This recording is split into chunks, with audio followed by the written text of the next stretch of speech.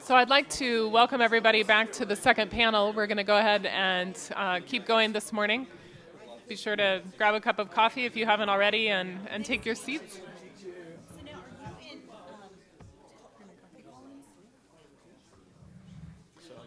No, we're ready to go. My name is Catherine Bliss. I'm here at the Center for Strategic and International Studies in our Global Health Policy Center and also direct a project, the Global Water Futures Project. And it's my privilege to welcome you back to panel 2, in which we will be looking at integrated multi-sectoral solutions to bridging knowledge gaps around water management, research, education, and outreach. In our keynote this morning, we heard a lot about water pricing and markets, and some thoughts about where the knowledge gaps are and why they are there. We talked a bit about agricultural subsidies, the water energy nexus. I particularly liked the coffee and donut nexus, and also the need for tailored solutions to local contexts. In our panel number 1, we also focused on, really looking at where those particular gaps are and if there are gaps or if it's really kind of a gap in communication. We looked, again, at the issue of needing to get local in order to understand where the knowledge gaps are around water scarcity. Pete Klopp talked about a perception gap and disclosure gaps as well. We discussed some important tools to both map and track water scarcity and risk, looking also at the importance of ensuring better coordination between local and federal authorities, both around research needs as well as management issues. And finally, we talked in the Q&A as well about some of the ways in which assumptions about water quantity have shaped historic practices and legislation in the long run. So this panel is going to move from an identification of the knowledge gaps to an exploration of some of the solutions that a variety of different sectors are using in order to approach both closing those gaps and to improve education, research, and outreach around water management issues. We'll have representatives from the public universities / research sector, the private sector, and the non-governmental research sector as well. So I would like to introduce our 3 speakers for this morning. To my immediate left is Dr. Regan Waskom, who is Professor of Civil and Environmental Engineering at Colorado State University, where he also directs the Colorado Water Institute and the Colorado State University Water Center. Second, so to Regan's left, is Kirsten Thorne, who is Senior Advisor at Chevron, where she focuses on energy, water, biodiversity, and climate change as they relate to Chevron's global functions, global operations. And at the far end of the table is Paul Faith, who is a senior fellow at CNA Corporation, where he focuses on research and analysis related to water management, environment, and security. So I will ask our panelists to go in the order they're presented here at the table, and then we'll have some time for discussion.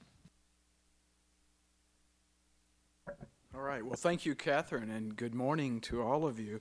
She just asked me to cut my remarks way down when she saw that I had written them up on the plane last night. So I'm up here scribbling and cutting, and there's a lot of things we can respond to. This has been a fun dialogue so far. I think the questions are great. I think we're heading in the right direction. My name is Regan Waskom, and my role here today, as I understand it in this panel, really is to represent a university perspective in this dialogue. And I think all of the panelists this morning face the same challenges in that it's very difficult to get our arms around all of the aspects of water, but then you throw in agriculture, energy, the environment, not to mention climate change, and the complexity really grows by orders of magnitude. And certainly if that complexity isn't enough, the repetitive change, and this has been mentioned, how fast things are changing in this world under some pretty serious financial constraints. So we're grappling with, I think, some really tough questions here. In this particular panel, we've been asked to discuss solutions for bridging knowledge gaps in water, particularly as these sectors overlap. I think what I'm going to do probably is I'll leave the solutions to you all as we have the breakouts. You guys get to do that.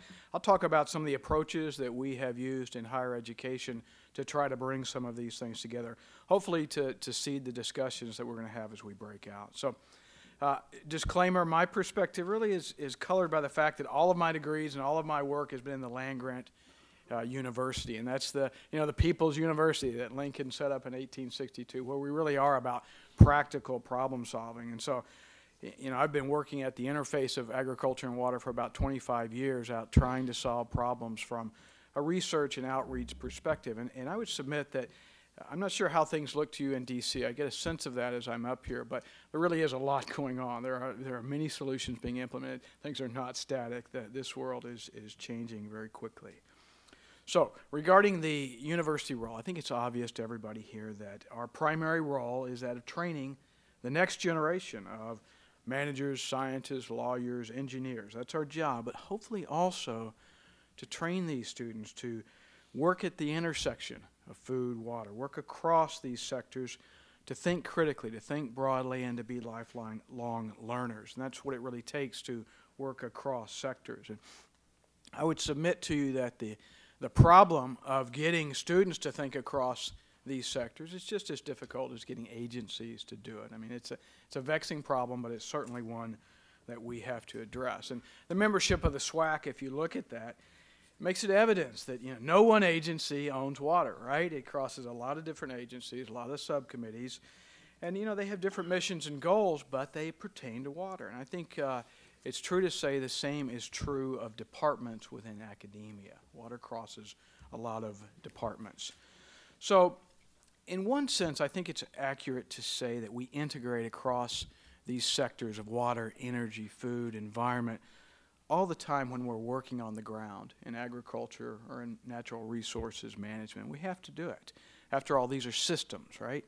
It's only really in the confines of government agencies or university departments that we have the luxury of stovepiping our attention in the way that we handle things. And examples of systems behavior abound. You guys can I'm sure, give examples as well. But in agriculture, what we're seeing right now with the increasing cost of diesel fuel and fossil fuel-based fertilizers, well, producers are adopting more reduced tillage, changing their fertilizer practices. That's improving water quality by reducing sediments and nutrients, but it may require some more pesticides to take care of those problems. So genetically engineered crops may confer herbicide tolerance, but then they may increase our use of pesticides again. They may increase genetic uniformity of crops, and they may increase pesticide resistance in the pests that we're fighting. So it's not just a problem of unintended consequences, really, but it's of policies and programs that focus on single outcomes, okay? So I guess another example, and it's been brought up once before, is this issue of ethanol production. The proliferation of ethanol plants on the high plains in the center of the United States is great for corn producers. They're loving it. And it's good for meeting governmental biofuels goals, but it also encourages the depletion of soil and groundwater resources, hurts cattle feeding operations, and there's probably other places where it pokes out as well. And that's the difficulty with systems. And of course, our world is a very complex system where all of these topics and all of these jurisdictions overlap, they intersect, they create synergies, and they create conflicts, and we just have to deal with that. Our tendency is to try to simplify systems in very naive ways, and then of course we're always being surprised when systems behavior shows up. Now, clearly the answer isn't to lump everything into one jurisdiction or one disciplinary approach. That doesn't work. We need interdisciplinary, we need transdisciplinary approaches. But think about it.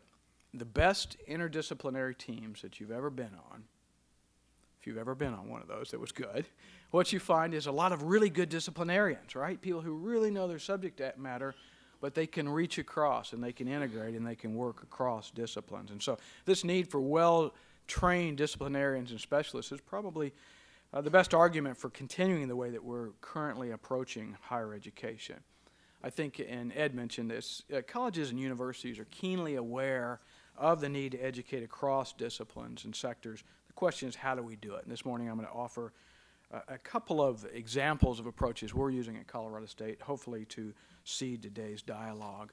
Before I do that, though, I want to propose that the current panel was really talking about water research gaps and information gaps and needs. And I guess I would propose that the most difficult problem facing us here today in this room is really not what are the water research priorities, okay? I think simplistically and broadly speaking, the research question always is, how can our water management systems better adapt to fill in the blank, right? Climate change, drought, nutrient loading, invasive species, groundwater overdevelopment, emerging contaminants. We missed all of those. These priorities change. They tend to be local, and the truth is these problems don't go away. They just keep popping up in different manifestations. And so what I would like to submit we think about as we break out is that our publicly funded water research portfolio has a bias towards short-term, hypothesis-driven projects. And this was brought up, I think, in Ed's statements as well as in some of the dialogue with the questions. And what I'm proposing is we really need a better balance of programs and projects that certainly include hypothesis-driven, short-term look at research, but we also need long-term observatory networks. We need development of better decision support tools, like was mentioned earlier. We need integrated projects that work at the community or the watershed level to solve problems, to really get something done. We need synthesis projects and translational science.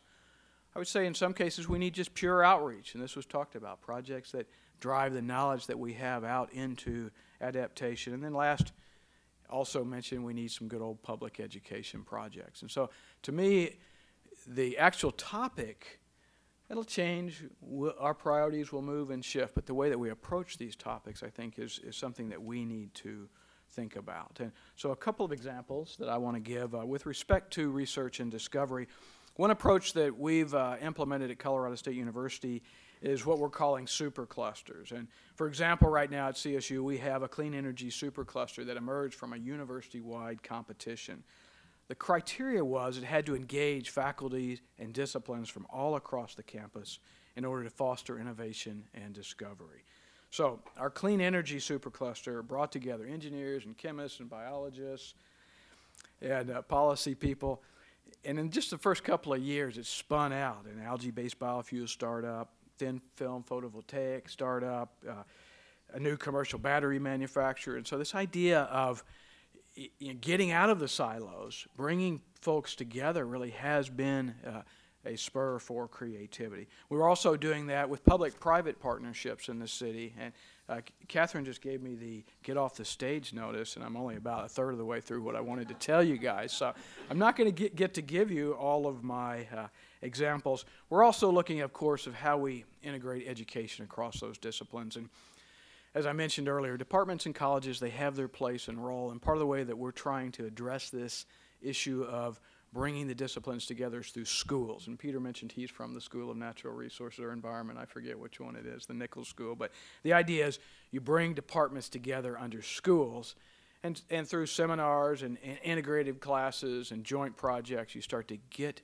students who can think about things more broadly. We still need the disciplines, but we need that ability to, we need leaders who are transformed in that ability in order to meet a lot of these challenges. So, obviously, we're approaching these things, but it's slow, and the question is really, are we going to do it quick enough? Are we moving fast enough to meet the needs that are before us?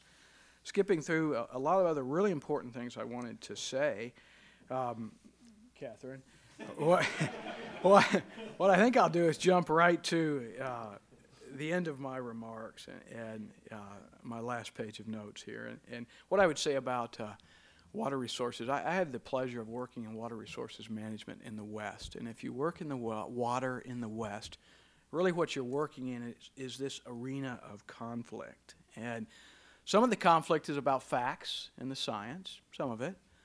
Some of the conflict is about self-interest, my project, my interest.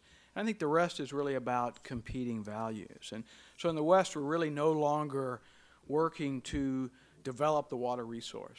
I think what we're doing now is learning how to share a developed resource. So we've made that transition. And my point is that the human dimension of all of this should not be overlooked or trivialized when we think about where we go from here. Science and engineering carry us only so far. And we have to keep in mind the need to study and understand how humans, how organizations, how institutions can change and adopt new practices and approaches if we really want to make headway in solving these problems. I think that once water becomes scarce in a watershed, the economic ability of agriculture to compete with urban sector, manufacturing sector, the energy sector in particular, just isn't there.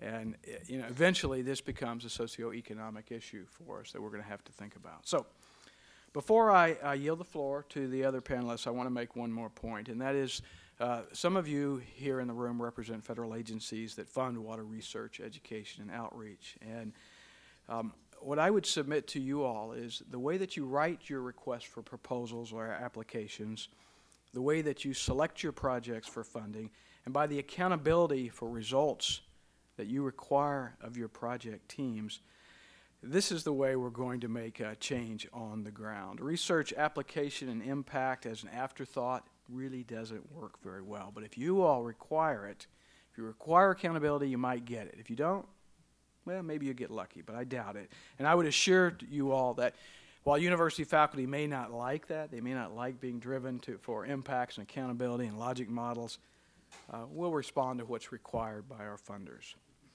So I think we're asking the right questions here today. You know, after all, this has been mentioned, we're on a vector to have some 9 billion people on planet Earth to feed within the time span of just the next generation, okay? And those same 9 billion, they want more energy and they want more water, while 70% of our water is already committed to food production. And so you add climate change and extreme hydrologic variability to this mix, and the uncertainty begins to look a lot like vulnerability. So these are critical issues. I'm glad CSIS convened us. I'm looking forward to the rest of the discussion. Thank you very much.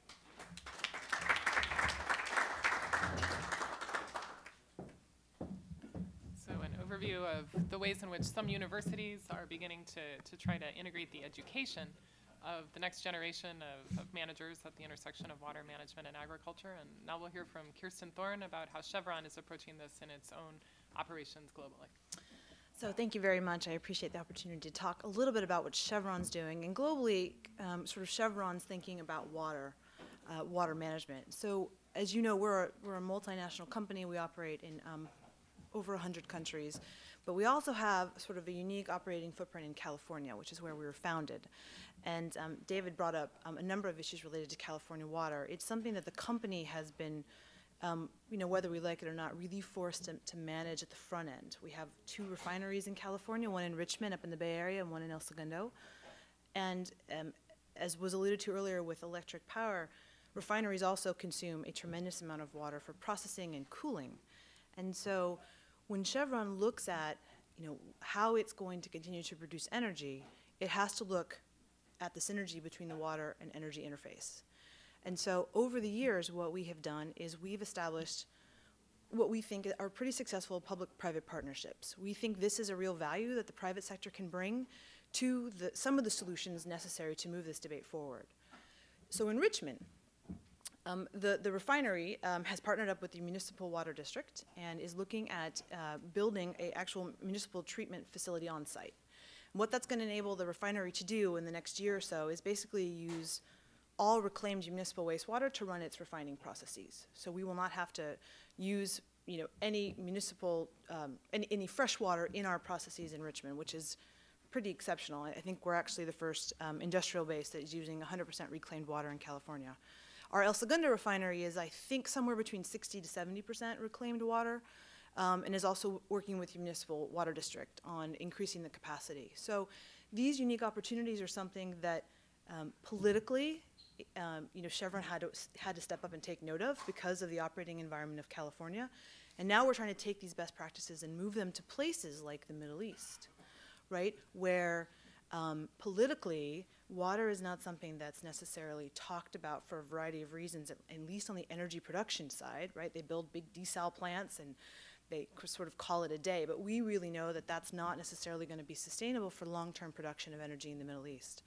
So another example that I think is important is the industry, kind of writ large, produces a lot of water, right? A lot of water comes up when the oil comes up out of the reservoir, and so looking for innovative solutions on what to do with that water is something that Chevron, as well as a number of other large oil companies, are looking for, because it's a lot of water. We produce more water than we produce oil at the end of the day. And so we've got to find a way that we can reuse through treatment and reuse that water. And one sort of novel approach happened a few years ago down in the San Joaquin Valley. It's just outside of Bakersfield. We were able to partner with local farmers to actually get them to take the high quality produced water and use it as irrigation for agricultural crops. Now, that has been a interesting point of discussion with lots of folks who say, is that really the best quality water to be used on agricultural issues? So it's brought up a number of sustainability questions. It's a solution that has worked. It's actually allowed the farmers to use this water in lieu of taking water from other sources. So it's freed up some additional allocation, but fundamentally there are questions still to be had about how you can use that methodology long-term widespread across industry, because not all produced water, as you well know, is of the same quality, and some simply can't be reused. But it is an opportunity where it's fit for purpose and meets the regulatory requirements.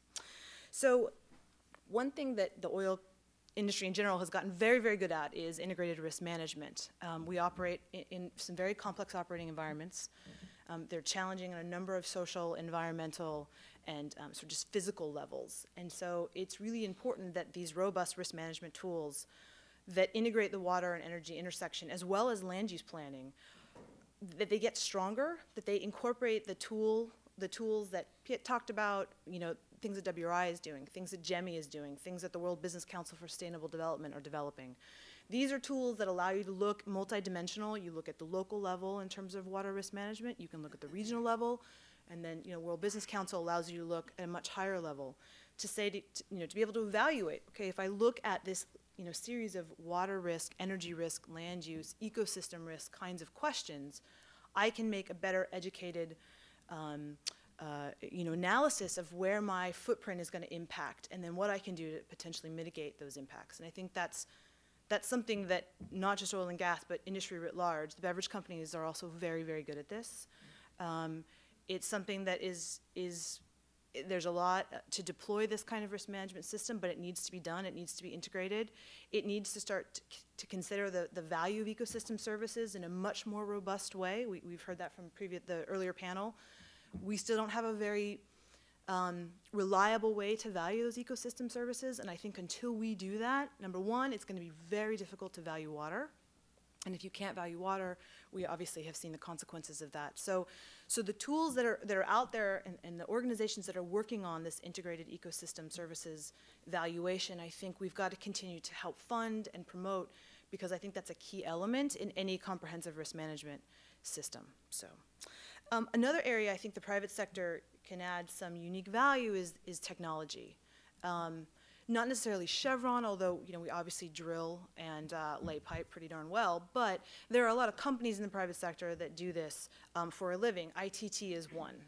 I would encourage all of you, ITT is launching today a study that they did of 1,000 registered voters in the US, looking at a litany of interests and risks around water and what consumers, their mindset and their willingness to pay to change the paradigm would be. And so that is available, I think, on ITT later this afternoon. They're over at the Atlantic launching that as we speak. But what it does do is it talks a little bit about the political paradigm. And the fact is that it's going to take more than political will to shift behavior, right? And one of the things that I have to say the energy companies are getting very good at is energy efficiency. We haven't heard a lot about water efficiency today and conservation. And I think that there are a myriad ways to incentivize here in the United States people to use less water, to use water more efficiently. It can be through building codes, it can be through EPA's water sense programming, it can be through state and municipal kinds of incentives. I think that has to be part of the landscape. I also think that if we can link it, I'm not sure how to do that, but if we can link it to the distribution of energy, there's an incentive for everyone, even people who are in water abundant areas, to think about if they reduce their water consumption, they can reduce their energy costs. Clearly, you're going to have decoupling issues, and you're going to have issues with electric utilities and the monopoly of the water utilities, and you've got to get through all those issues. But I think that coupling those together makes some sense in terms of local distribution of those resources and the incentives to change behavior, which we know at the end of the day we're going to need to drive. It's a little bit of a different, paradigm when we move overseas and into the developing world, right? Because you have people struggling to simply get enough water every day to live. And so another area I think that the private sector has some value in is capacity building. We operate in places that a lot of other people don't have access to. I mean, very few people want to operate in the Niger Delta for very, very good reasons I fully appreciate. But there's an opportunity to use Chevron's and Shell's asset bases in the Delta to start to deliver service-oriented approaches around health services, around water services, sanitation services. You can bring to bear those assets and resources that are already there, that already have established themselves in these places. You partner with USAID, you partner with development agencies, you partner with the banks, and other private corporations for sure, and you can build a more robust system where the government can start to see that there's value in the resiliency of having systems created. It also, at this point in time, there's a perfect entree with adaptation, because these systems must be strengthened regardless of what we decide to do about water policy, or these communities are not going to make it, right? So there's an entree here with adaptation and country adaptation planning, where the private sector and the public sector and civil society can come together and, frankly, I think could come to terms on some very specific ways to help increase capacity and increase the resilience of these communities, and at the same time provide water and health services, which are clearly a value add. I think I just wanted to hit on the point that Regan made. In the industry, one, we have a gap just in general with enough resources, enough employee resources, right? Engineers coming into the industry.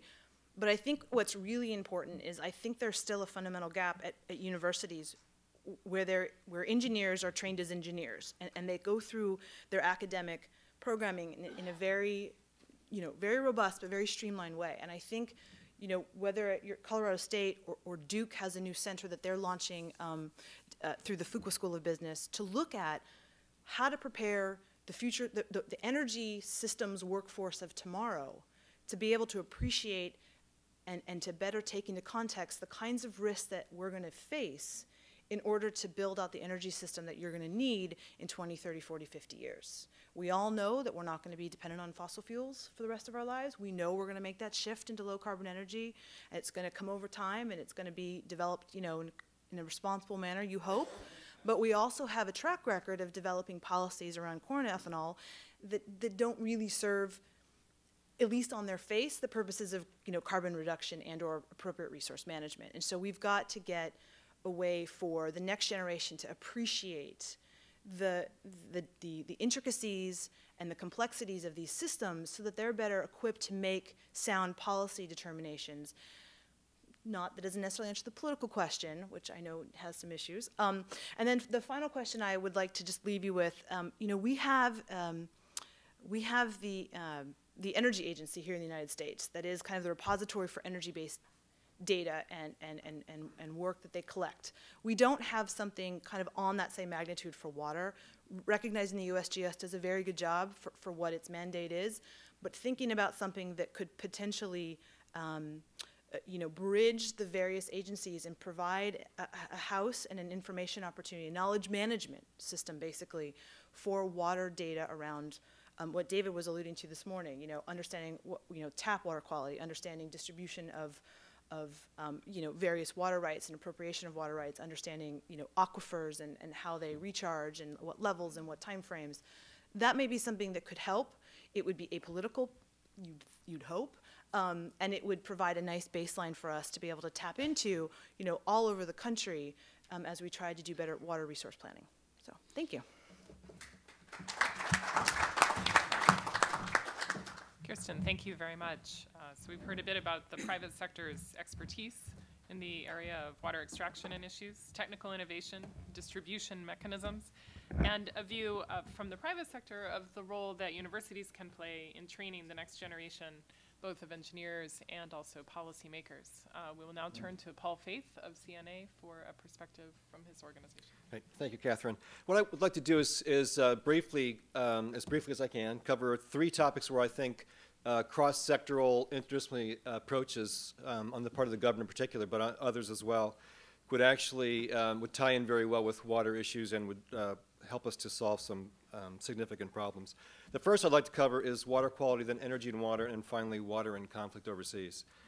The water quality, I think, as we all know, I'm going to skip the data aspects of this, but we do have a significant water quality problem in the United States. We've gotten to the point where the Clean Water Act actually worked on dealing with point sources, so agriculture is left as the major source, but we need to, in many areas, still go much farther. The Chesapeake Bay, for example, is struggling with this issue right now to reduce nutrient loadings.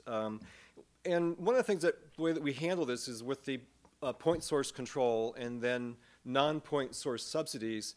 David talked about this problem earlier, about this mix of ways of treating this problem that lead to an unknown cost, unknown values, and even difficulty in terms of price discovery, in terms of what it actually costs to deal with this. So I think one of the gaps that we have is gaps in water data. We don't actually know the situation in water quality. We don't survey very often or very widely. And so even for the regulatory effort and for the subsidies that we're spending, I think we don't really know what we're really buying. In fact, it's even difficult to track in the water quality aspects, what are the extent of the problem and what sort of are we buying in terms of reductions. So I think one of the things I'd like to talk about is the way that we actually handle this policy problem. And a way that I think would draw in a lot of people, both at the local level but also sort of the federal level, is to look at market-based mechanisms. I'd like to talk about two of these. The first is nutrient trading or water quality trading, and the second is using market-based approaches for the farm programs. One of the things that we know with nutrient trading is that there are a variety of different costs, and in any dealing with any kind of problem, you're going to see a variety of costs in different actors. And what nutrient trading can do at a very local level, or even at the level of the Chesapeake Bay where it's being talked about now, setting that cap, and then the key thing is to allow different partners, different actors within the community who have the lowest cost to have that price discovery happen, and let those with higher costs to buy those and then be able to use those to set them off. And there have been some examples where this has been used, and a lot of analysis on this that shows that compared to basically our approach right now, that nutrient trading could actually deliver a lot of improvement in quality for a relatively lower cost. The second aspect is way that we handle the farm programs is they're largely voluntary, the conservation programs, that who walks in the door first often gets the money, and targeting is anathema in U.S. policy. Every state has to get a share, irregardless of the aspects that are being contributed. A farmer may be not contributing to water quality or other problems and may still get funding. So one of the things I think we need to do here is go to an economics called the monopsony, which is basically one buyer and a lot of sellers. WRI, a few years back when I was there, actually did a study looking at, in the Conestoga Basin, comparing the purchase using $500,000 at the lowest cost from a group of farmers until the money ran out, and then compared that with analysis on a county next door where it was the traditional EQIP program. And what the analysis showed that for the same amount of money, you could buy 7 times the reduction in nutrients if you used a market-based approach. And what leads me to on this conclusion, in thinking about the broader question is, hypoxia was mentioned earlier. I think we actually have enough money around that if we actually spend it efficiently, I think we actually get a lot more improvement in water quality. And energy security. Alan mentioned earlier that this is really our principal security issue in the United States. What we're looking for here in terms of how energy security is currently being defined most often is secure supplies at reasonable cost that are climate friendly. That has been, in the last 10 years, become really sort of the norm. And what I think we need to add also is that respects water constraints. There's been very little analysis and very little discussion within the policy aspects of these things about the constraints that water may provide. The drought in Atlanta was mentioned a little bit ago by Pete, and one of the things that happened there, or almost happened, I should say, there were 24 nuclear power plants in the region that was under drought that were within a week of having to close down. 24 out of 102 nuclear power plants in the United States were that close to having a significant supply of energy having to be closed off. The issue, although it's thermoelectric cooling, in a lot of areas the water withdrawals are themselves important. And I think there's been examples here that are coming up how this is going to bite. For example, a study just a year or so ago suggested that there's a 50-50 probability that by 2017, the Hoover Dam may not be able to produce electric power. I was out in San Francisco not long ago, and I asked a member of the Bechtel family the Bechtel company was one of those that actually built the dam, and I thought they'd have a perspective on this. I said, do you believe this 50-50 number? And they said, no, we only think it's 30% that actually won't be able to draw water. And I was really kind of shocked by that, because I would have thought they said, you know, that study's a bunch of BS. But they actually agreed with it. And that's, you know, one of the issues here is that the water is going to be a constraint. You look at alternatives like shale oil. Requires, you know, 2 to 5 barrels of water for a barrel of oil. It's also in the Colorado River Basin. Substitutes to ethanol. In the president's budget, about $36 billion, excuse me, in ethanol subsidies for what is really the most water-intensive option for developing transportation fuels. Electric cars. A lot of talk about how we can use charging at night, because that's when the electric capacity is not being fully used, but really no conversation that I've seen, at least, about, you know, the amount of water that would be still have to be used at night to provide electricity for things like the Nissan Leaf. When you look at carbon capture and storage, there's a 30% energy penalty. That's kind of the range, mid-range, what people talk about. That means that there probably is going to be a 30% water penalty. And how are we going to, the question is, how are we actually going to do these things? And what I've seen is that, like I said, very little discussion on these things. One piece I saw that was from an Energy Committee hearing, and they were talking about the hydrogen economy, and one of the comments was that water is basically an inexhaustible resource. And I just thought, you know, that just kind of typifies sort of where we are in trying to look at these issues. So I think we do need, the aspect here, I would say, is there's been a lot of these roadmap studies, but very few of them, when you look through and look for water, they say water heating comes up a lot. But the discussion about water as a constraint really doesn't come up at all. And I think we really have to figure that out and do a broader water assessment. That's one of the things that we are doing. Last topic, how many do we do for time? A few minutes, okay. There's a lot of talk often about water wars, and this was particularly a hot topic earlier in this decade, in the kind of the late 1990s. That a lot of discussion about, you know, water's the next oil, those sort of things. When you look at the research, though, what actually comes out is that water is not a cause typically for war between countries. It actually can more often be a cause for collaboration. But it can be a cause for internal conflict in places that are already have low capacity or are weak or even failed states. And this happens in a couple of ways. And the reason that this is a security issue is because these sort of failed states, and you see Afghanistan as an example, Somalia, Yemen, all places with water problems, and those have become places that have been havens for terrorists. And it's part of the reason why the U.S. is concerned in this issue, that this doesn't go very far down these ways in trying to look at how you can actually avoid state failure or weakness. 4 ways in which water contributes to places, again, where there are already issues of governmental ability. First, through water degradation, looking at, you know, things like safe drinking water, sanitation, just the general degradation of the resource and how it impacts the economy. Food insecurity, obviously, in times of food insecurity, there can be a whole range of problems that come up that are challenges for countries. Storms and floods, you saw just Pakistan, for example, not long ago. Huge issue. And finally, the issue of migration, which impacts and is caused by the other 3. And all these can have an effect on the way that states can become weaker or even fail. The problem is particularly worrisome in Africa, where there are 19 of the 25 weakest states in the world. Again, you know, what we see in these things is when countries don't have the ability to respond, have low capacity, then and the instance of this has been increasing since the 1960s, that the more often then there requires an international response, and often a defense or military response in times of crisis, and that's an issue. The knowledge gap here, I think, is that we really don't know where or how to respond to these sort of challenges, and all of these aspects will be made worse by climate change. And so partly as an adaptation response to climate, but just because they exist now and are already causing significant problems, I think we need to figure out for ourselves and with other international partners, what are going to be the responses to these sort of things? You know, they're bad now, and as they may continue to get worse. But I think particularly looking at development, diplomacy, and defense responses. And again, that's sort of a cross-sectoral look at things that we need to pull together and figure out as these problems continue to exist and get worse, what are we going to do about them? And 1 minute, so I'll stop.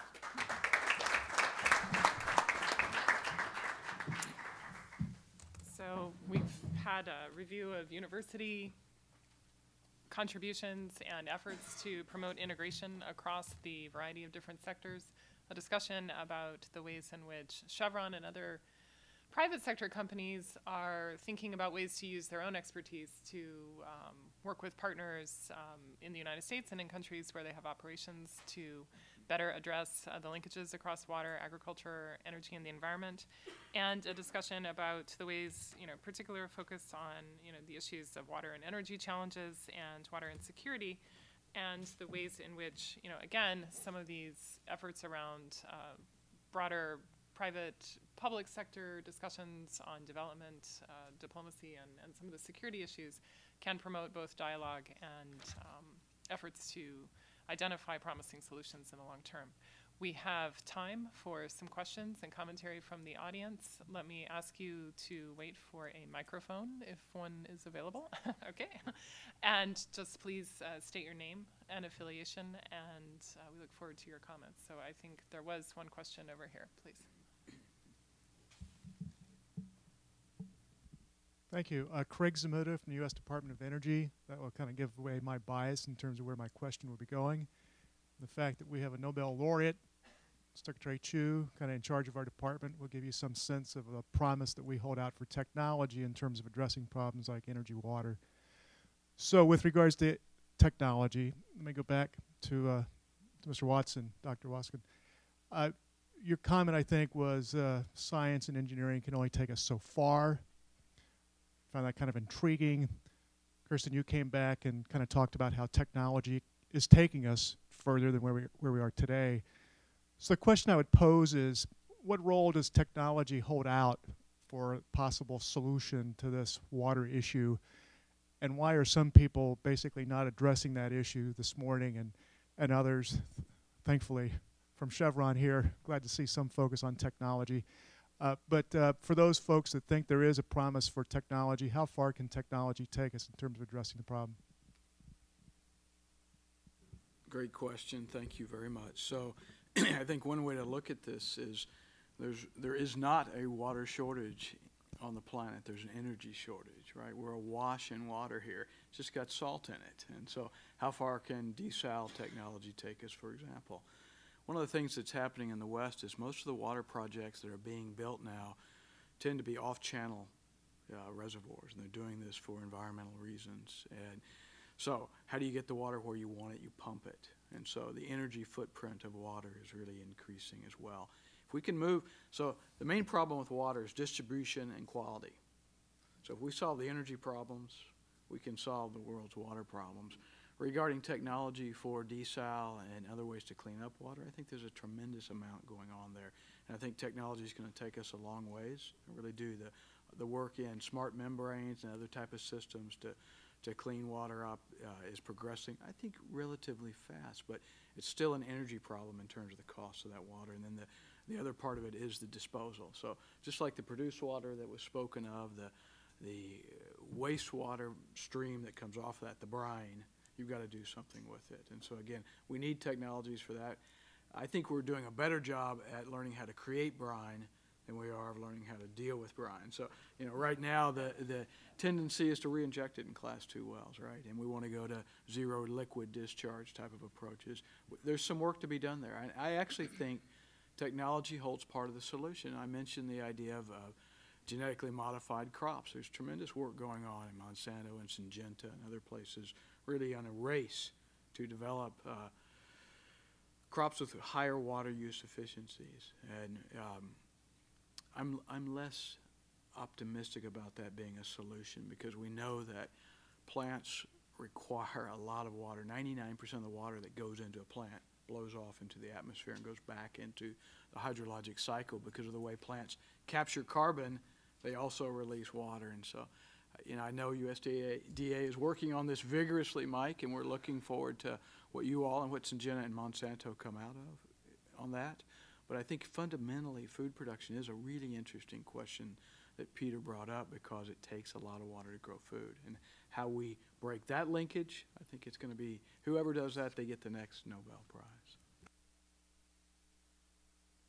I cannot speak at all about the energy food relationship because we don't do food. But what I can say is that, over the years, the efficiency of the energy system has gotten exponentially better. However, we also have the introduction of unconventionals that are water intensive. There's no doubt about it. Shale gas, shale oil, heavy oil.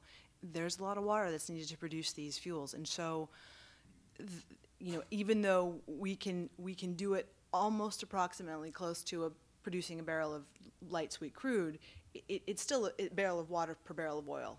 That's pretty much the standard in the industry, and so that's still a sizable amount of water when you think about how many barrels of oil are produced every year. So there's no doubt that technology is getting us to a point where we're able to extract more energy, right, at lower costs theoretically, but that doesn't necessarily help us with the input. So the input of water and the energy needed to create energy is still something that we struggle with, because at the end of the day, if we can get those input costs down, the bottom line is helped. And so we have, the industry is investing quite a bit in how to bring down the cost of the cost of the input and also the amount of the inputs into the system. And so we believe that if you can do that hand in hand, like we're doing it in Richmond, right? We're reducing the amount of water we're intaking, and we're changing the type of water we're inputting. So that's lowering our treatment costs at the end of the day, because of the closed cycle system that we've installed. That's going to help drive down the price of energy at the end of the day. It also lowers our energy input. But it is a balance, because the closed loop is energy. There's an energy footprint to that, which is different than if we had, say, once through cooling, right? And so these are trade-offs that I think are just now beginning to be understood. So while the technology, I think, and I think speaking on behalf of the company, we believe the technology will get us there, because we've seen technology get us to a place that we didn't even think existed 20 years ago in the ability to extract some of these resources. There is still a tremendous amount of work that has to be done on balancing the trade-offs and making those difficult choices. I mean, even solar power has a significant water footprint depending on the technology. It's not it's not a solution that is devoid of the water challenges and certainly the land use challenges. But you talk to people, GE, ITT, you talk to these people who develop these amazing capabilities to drill. So we can access the water. We can drill deeper, but that doesn't help us on the sustainability side. And so while I think the technology between providing the appropriate energy mix and the access to water over the long term is going to be there for us, it doesn't help us necessarily solve the question of which is going to be more important, how are you going to balance those factors out, and that's a policy decision. It's not a technology decision. A couple things there in your question. I think technology has brought us a long, long way. There's so many advancements in so many areas. Even with agriculture, there are technologies now that are being used that are reducing the amount of water used to produce the same amount of crop, et cetera. But I think we need not only innovation in technology, but innovation in policy. And the key thing is, economists talk about, is the theory of induced innovation, that you have to have a value, you have a reason for innovating something. And again, this goes back to the whole question of the value of water, or even the price of water, that for something that's not valued, then there's no inducement to invent new technologies to actually manage that problem. So look back to, for example, the acid rain program, and a lot of people, before that program was put in place, were thinking, well, we're going to need all these new scrubbers and all this very advanced technologies. The answer was put in place was actually to use low sulfur coal. It was a very, very simple solution, and there has been still a driver for further technology that has come about through that, but I think that's the aspect. And I think there's a lot of policies that we have in this country, and I would cite the Farm Conservation Program as one where, if you could just kind of get from reverse into neutral, and you can do a lot, and you don't have to know everything in order to figure that out. But I think, the other thing with technology is giving an incentive to actually adopt what technology has actually been developed.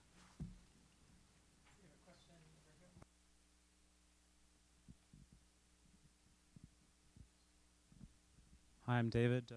Is this on? Yeah? I'm an economist. So I wanted to hammer this panel's answer. hammer it in as a good answer and more hammering, not against it, so to speak. But it was in respect to this technology will save us meme. I've heard it many, many times. People say, we just need more supply, we just need more supply, we just need more supply. And as an economist, I have this other hand, which is the demand side. And I wanted to bring up what the panel alluded to when they said trade-offs. There's a cost and there's a benefit to each of these things.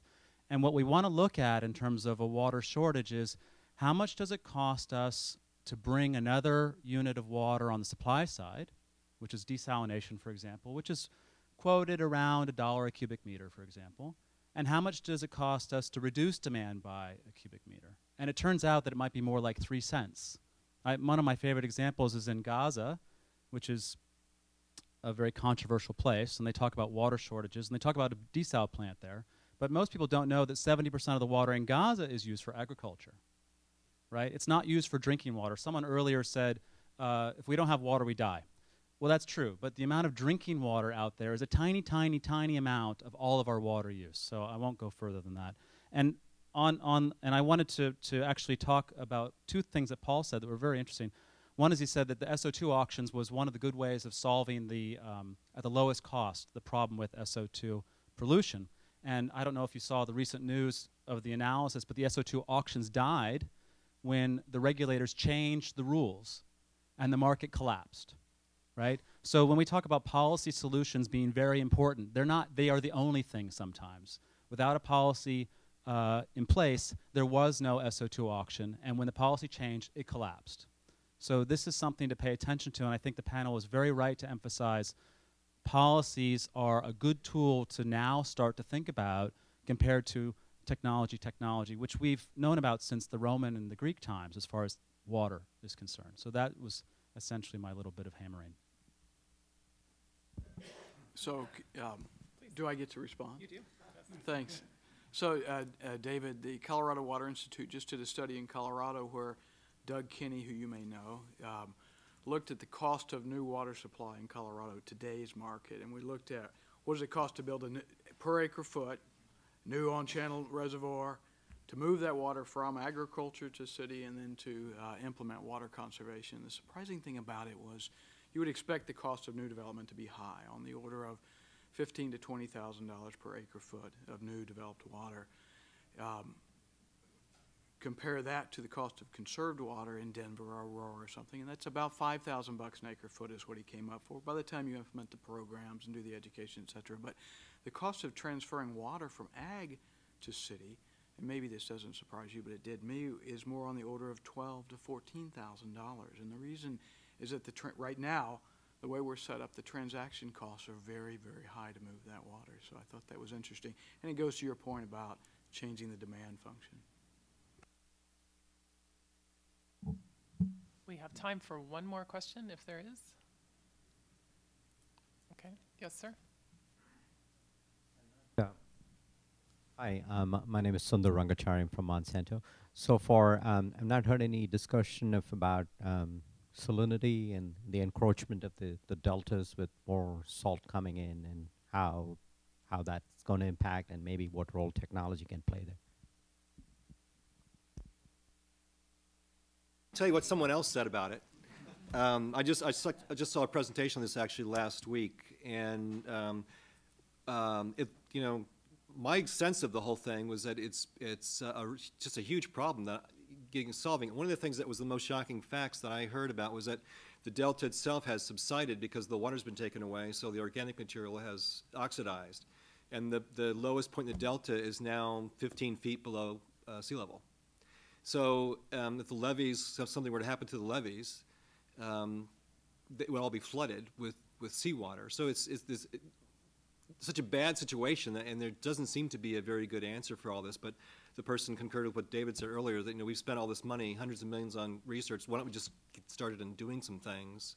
Because again, the political stalling. But that they do have some solutions that could be put in place, but they look like things that it's gotten to a point where it's almost insoluble. It seemed to me anyway.